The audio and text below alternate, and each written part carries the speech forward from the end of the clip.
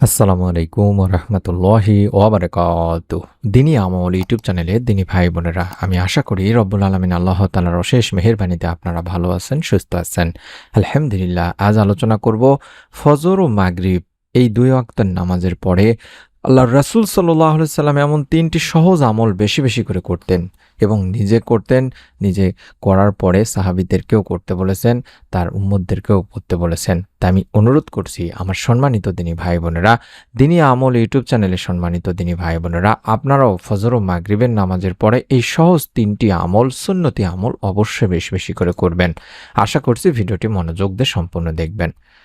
আমরা অনেকেই নামাজ পড়ি দিনী ভাই বোনেরা, কিন্তু নামাজের পরের সময়টাকে অবহেলা করি, অথচ এই সময়টি দোয়া কবুলের অন্যতম সেরা সময়। হজরত মুহাম্মদ সাল্লাল্লাহু আলাইহি ওয়াসাল্লাম আমাদের শিখিয়েছেন, নামাজের পর কিছু সহজ আমল করলে অল্প সময়েই অনেক বেশি সওয়াব পাওয়া যায়। তাই আজকের ভিডিওটিতে আমরা এটাই জানবো যে ফজর ও মাগরিবের পর এমন তিনটি আমল যা করলে গুনাহ মাফ হবে, রিজিক বাড়বে, জান্নাত লাভ সহজ হবে ইনশাআল্লাহ। প্রথম যে আমল সেটা হলো আয়াতুল কুরসি পড়া, অর্থাৎ ফজর ও মাগরিবের ফরজ নামাজের পর আয়াতুল কুরসি পড়া অত্যন্ত গুরুত্বপূর্ণ। হাদিসেও এসেছে, যে ব্যক্তি প্রত্যেক ফরজ নামাজের পরে আয়াতুল কুরসি পড়বে তার জন্য জান্নাতে প্রবেশ করা সহজ হয়ে যায়। আয়াতুল কুরসি কোরআনের সবচেয়ে গুরুত্বপূর্ণ মর্যাদাপূর্ণ একটি আয়াত। ফজিলত হিসেবে বলা হয়েছে শয়তান থেকে হেফাজত হয়, আল্লাহর বিশেষ রহমত পাওয়া যায় এবং মৃত্যু ছাড়া জান্নাতে যাওয়ার বাধা থাকে না। শুধুমাত্র আপনি মৃত্যুবরণ করছেন না, তার জন্য জান্নাতের আপনি সমস্ত সুযোগ সুবিধা পাচ্ছেন না, অর্থাৎ মৃত্যুর সঙ্গে সঙ্গে আপনি জান্নাতে যেতে পারবেন। সুবহানাল্লাহ, সুবহানাল্লাহ। তাই কখন পড়বেন? প্রত্যেক নামাজ শেষ করে সঙ্গে সঙ্গে পড়ার চেষ্টা করবেন। 2 নম্বর, তাসবিহ পড়বেন। তাসবিহটি 33 যোগ 33 যোগ 34, অর্থাৎ নামাজের পরে তাসবিহ পড়া একটি অত্যন্ত সহজ কিন্তু শক্তিশালী আমল। যেটা বললাম যে পড়ার নিয়ম হচ্ছে 33 অর্থ হলো 33 বার সুবহানাল্লাহ, আর একটি 33 অর্থ হলো 33 বার আলহামদুলিল্লাহ এবং 34 অর্থ হলো 34 বার আল্লাহু আকবার। অর্থাৎ সুবহানাল্লাহ, আলহামদুলিল্লাহ 33 বার করে এবং আল্লাহু আকবার 34 বার পড়তে হবে। হাদিসেও এসেছে দিনী ভাই বোনেরা, এই আমল করলে মানুষের গুনাহ মাফ হয়ে যায়, যদিও তা সমুদ্রের ফেনার মতো বেশি হয়। সুবহানাল্লাহ, সুবহানাল্লাহ। কতটা গুরুত্বপূর্ণ আমল এবং সহজ আমল দিনী ভাই বোনেরা। এর ফজিলত, উপকারিতা হচ্ছে অন্তরে শান্তি আসে, দুশ্চিন্তা দূর হয়, আল্লাহর কাছে প্রিয় বান্দা হওয়া যায়। প্রতিদিন মাত্র 2 থেকে 3টা মিনিট লাগে, কিন্তু সওয়াব অপরিসীম। আমরা প্রত্যেক নামাজের পর, বিশেষ করে ফজর ও মাগরিবের পরে অবশ্যই পড়ব।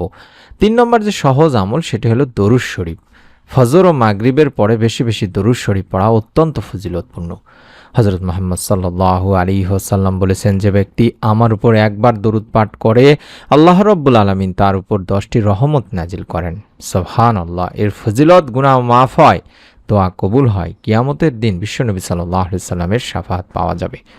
সহজ দরুদ যেটা, সেটা হলো আল্লাহুম্মা সাল্লি আলা মুহাম্মাদ। শুধুমাত্র এতটুকুও পড়তে পারেন, অথবা পুরোটিও পড়তে পারেন, অথবা শুধুমাত্র সাল্লাল্লাহু আলাইহি ওয়াসাল্লামও পড়তে পারেন।